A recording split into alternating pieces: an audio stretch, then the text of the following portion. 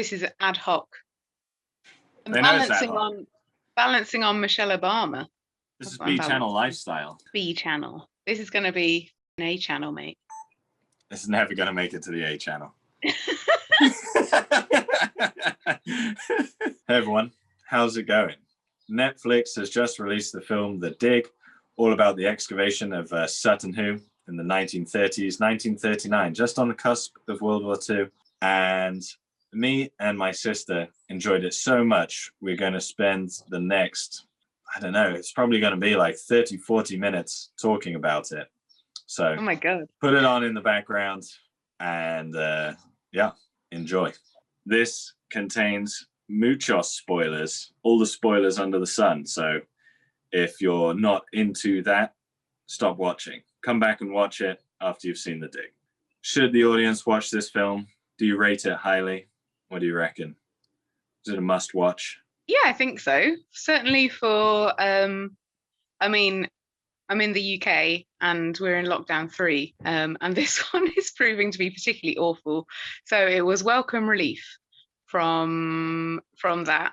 And yeah, it's just like a really genteel, very watchable, very British film. So yeah, I would 100% recommend that people watch it. If they want something that's not too doom and gloom, then yeah, it's really watchable. Yeah. What did you think? I flipping loved how British it was. As a British man, not in Britain, the Britishness of this film was like, it was like a, what's the quote? Something like a cup of glass, a cup of glass, fucking hell. A cup of water for a starving man or something. Do you know the phrase I'm trying to get? It quenched your thirst for something British. It quenched my thirst of Britishness. Surely that's like a long cup of tea, not a tall drink of water. True. It's a long cup of tea for a parched Englishman. And I bloody loved it. I don't know if I'll cut this part out, but I did have some help from the herbal persuasion that I can access here in Oregon. So I was really into it. Whoa, what are they gonna find? Yeah. Whoa, gold. Look at those trousers. All right. Yeah, there was some good fashion in it. Good premium fashion. And I know we're going to cover this. I know Mum said this when we were talking to her about it as well, but you could drop our grandma and granddad straight into the film. And even though I didn't know Granddad Edward, I feel like from the pictures of him, he'd have approved very much of the clothes. Oh yeah, but I found the fashion, like the fashion's very of its time, like really of its time. It's very, so it's set in 1939, which was when Sutton Hoo was discovered. So it's on the brink of war, and everyone's a bit, you know, what old bean, what?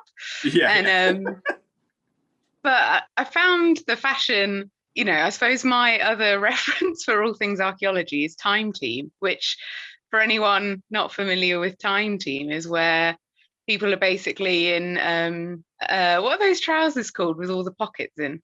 Like khaki trousers. Yeah, not like khaki trousers and shorts, cargo trousers. Yeah, everyone's in cargo trousers and like big baggy knitwear. And it's all fairly practical, whereas this was thoroughly impractical fashion-wise in terms of. I think that's how it went down back in the day. Well, yeah, I don't doubt it. I don't doubt that it's accurate, but it looks uncomfortable. Like you're kneeling in mud in woolen trousers, and for the women as well. Like there's just no practical clothing, really. They were in trousers at least, you could say. They weren't forced to be in a dress. Well, yeah, at some points they were in a dress. Do you have an honorable mention, anything positive you just want to get off your chest right from the get-go? It's not crucial to the film, but it's just something that stood out that you loved. I've got an example if you want me to go first. Yeah, go for it. This is super nerdy because I make videos, but whoever was responsible for the color grading in that film deserves an absolute medal. The colors were so good. The greens, the yellows, the browns.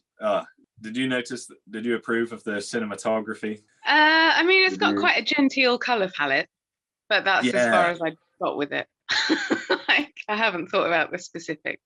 Oh, no. As someone who tries and fails to like make their footage look really cinematic and beautiful, the color grading blew me away. Such rich grays. That's what you want. Greens, that is pre-war Britain. Rich grey. Yeah. Yeah. So my honourable mention, it has to go to whoever did that. I don't know that I have anything of that equivalence, really. No honourable mentions. Not really. The bits I've picked up on were kind of, I don't know, maybe a bit deeper. Whatever. What? Maybe a bit more critical, arguably. Wow. I know. You're really getting Gone, your money's worth, B channel viewers. yeah, gone deep. So there are a few things that I thought about, but one of them is when your man from the British Museum rocks up with his big museum energy and just tries to take over. And I think Yeah. that's quite, I can very much imagine that happening at the time. And it's just classic big museum attitude and behavior. And it made me think about the elitism within archaeology at the time, certainly around that time. So I guess the most famous is the uncovering of Tutankhamun's tomb in Egypt and how that was all privately funded and just paid for by like a rich Lord British Carnarvon. man. Yeah. And I mean, this is of a similar vein, isn't it? In the story, Edith Pretty has bought the land with one of the sole intentions to excavate these mounds. Which is great, which you couldn't do now. Yeah, you couldn't do it now at all. Yeah. But obviously at the time, archaeology was very much studied by rich white men, and it was the study of rich white men. And I think that bears out in the film quite a lot. Yeah, I mean, I don't know if we can include Egyptology in the study of rich white people, but rich white people were certainly carrying it out, for sure. Yeah. On the Egyptology thing, that's still, a king. It's the elite, isn't it? And they are generally male. Yeah. In those days of archaeology, they were much less interested in the daily life of plebs. Yeah. And there's not a huge amount of that around, I guess, either. Like the big things that people know about are still the villas, the burials of very influential people. That's still the big thing. Everyone, if you're interested in the daily life of people in the past, then please head on over to Stefan Milo. And I have lots of videos on that subject because that is what I am interested in. But kings and generals and stuff like that, it's an easy sell, It is, but I think they almost make a point of it in the film as well when there's the plane crash, and they make a point of saying that they're using planes from the First World War for the Second World War, or what is the start of the Second World War, and it's that sense that certain life at certain points is expendable, in contrast to the grave that they're about to uncover. Wow, this is some deep media criticism. I didn't connect those dots in my head, but back to your point about the elitism within archaeology, that still 100% is the case. I mean, how it works in England, your local council probably runs an archaeology team to do surveys and things before building projects. And if they find something, often a larger organization like English Heritage will swoop in and take over the work. The archaeologists that work for the county are called county mounties. There's still there's still, I think that, and this is 100% not true because they're out there doing the real work of archaeology day in, day out. But there is, I'm sure a perception of, if you're an archaeologist for the British Museum still, that is considered in high regard. If you're the archaeologist for Worcestershire County Council, you are in less regard, even though that's not true. I want to make that very clear. That attitude still exists today, I'm sure. Yeah, I suppose to an extent I can see that might be true. I suppose it's interesting. at the moment as well, because there's a lot in Britain, and I think in America as well, about reckoning with the past and how the past is presented. So obviously we have huge links to the slave trade here, and over the summer, one of the statues down in Bristol, which is in the southwest of the country, of a former person, a man, slave trader, was pushed into the river. And monuments bearing his name have started to be renamed, and various other things. And the British Museum has also come under huge pressures in the past to return things like they're known as the Elgin marbles, but the Acropolis marbles from Athens as well.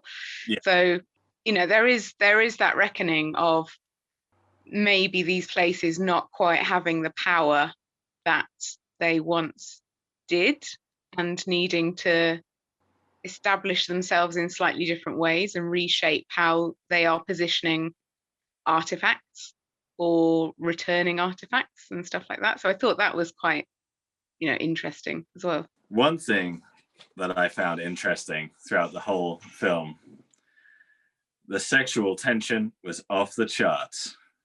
I wrote that as well. I wrote Shepherd's Hut in Rain, sexual tension. Oh man, so much. Westlife Uptown Girl was the note I made. because it kind of had that upstairs downstairs vibe to it. Interestingly, to go back on my slightly deeper tangent, I thought that there are a couple of things interesting about that. So the first is that Edith Pretty was actually in her 50s when this was going on, and she's played by Carey Mulligan, who's the same age as me. And if someone was like, if someone was like, you get this role, but you need to be 20 years older than you actually are, then it's come under a bit of criticism as to, why is someone in their 30s playing someone who's meant to be in their 50s? And that I felt kind of didn't really come across in the film. I didn't realize that she was meant to be so much older. Van had looked up the real people on Wikipedia after the film, and Edith had her son when she was like 42 or something, maybe even as old as 44. And she certainly doesn't really seem like she's in her 50s in the film, because I guess they cast a 30-year-old to play her. Yeah, exactly. But, yeah, I mean, it's interesting. And I think once you know that, some of the dynamics make a bit more sense. Like the Shepherd's Hut thing could have come across as a bit predatory potentially, or like an older man taking advantage. No, come on, she didn't look that young. She looked younger. She's younger. I wouldn't have said, if you'd have asked me, I wouldn't have said she was in her 30s. I'd have said the actress was in her 40s. I think they did some makeup on her. They did some makeup. Yeah. There is some absolutely killer quotes from Basil Brown throughout this whole film, which brings me up. Yeah. He is my favorite character for sure. Yeah, he was great.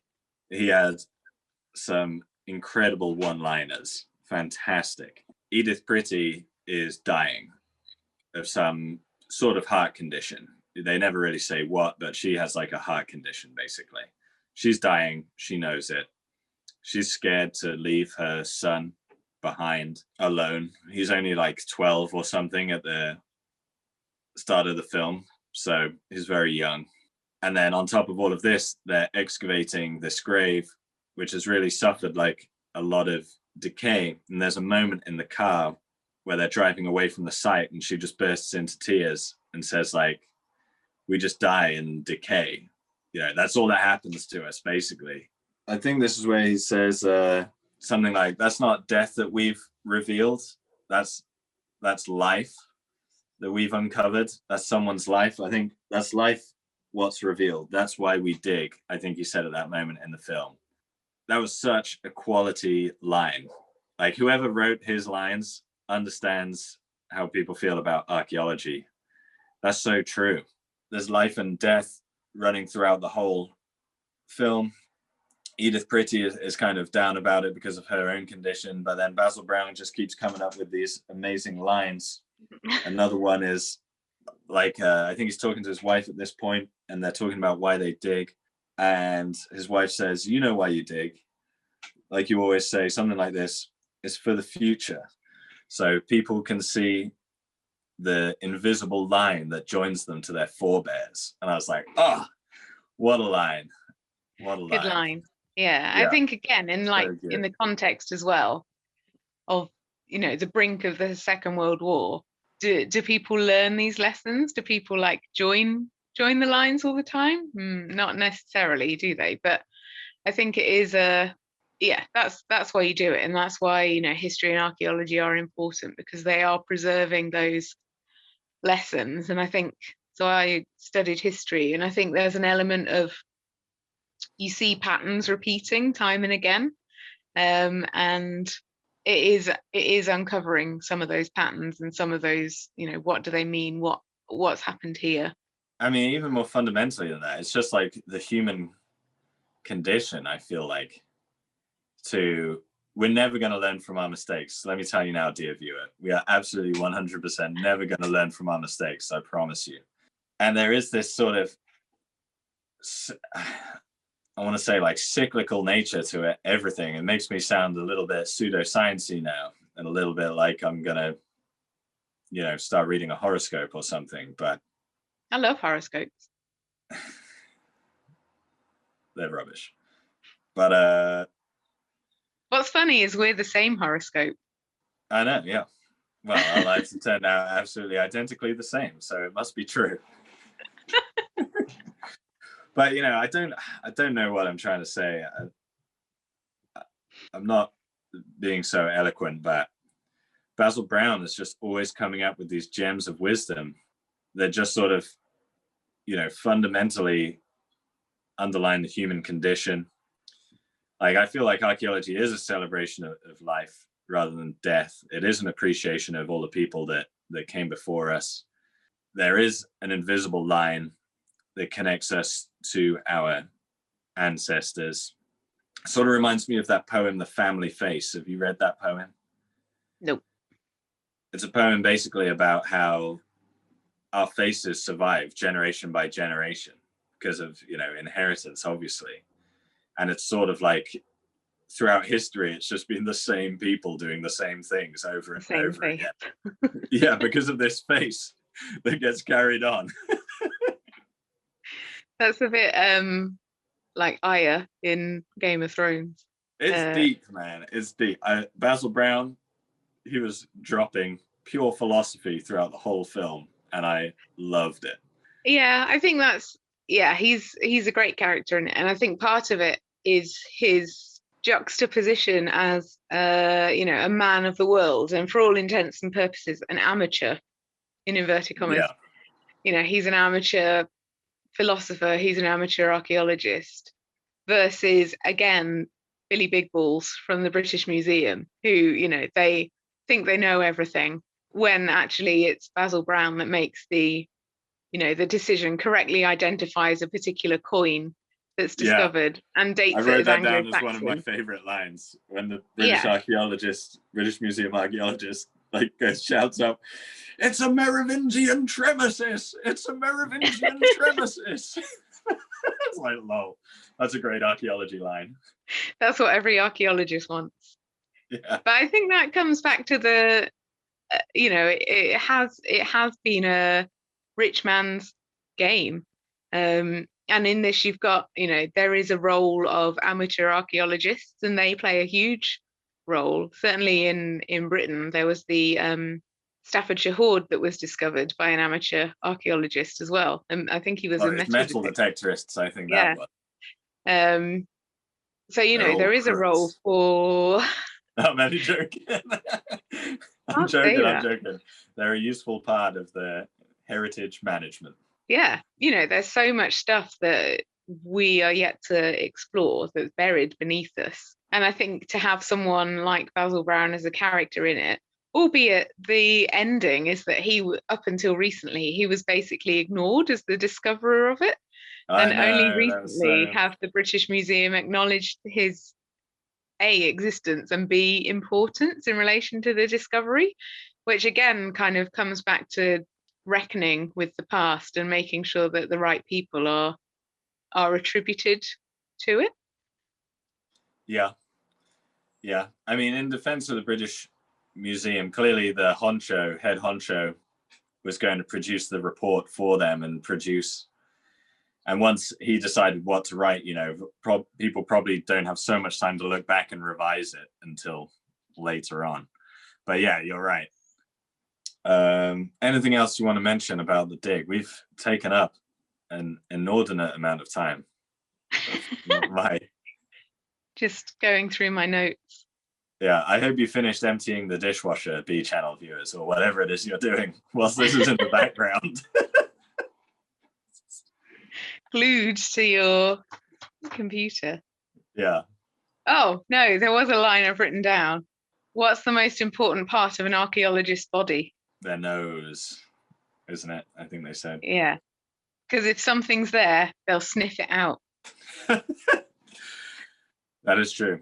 Well, they lick bones, right? When the archaeologists dig up bones, they lick them. Why?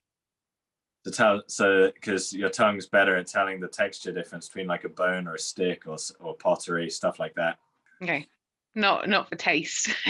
No. Because everything when you dig it up is covered in mud. So you're like, unless it's really obviously a bone, you're kind of like, is this a bone? Is this a stick? Is it pottery? This is why I did history, not archaeology. Yeah. I wrote down some more Basil Brown lines. Robert, the son of Edith, finds out that his mum is dying. It's kind of obvious. She's, progressively gets worse throughout the film, starts walking with a cane and all of this stuff. And he realizes his mum's dying.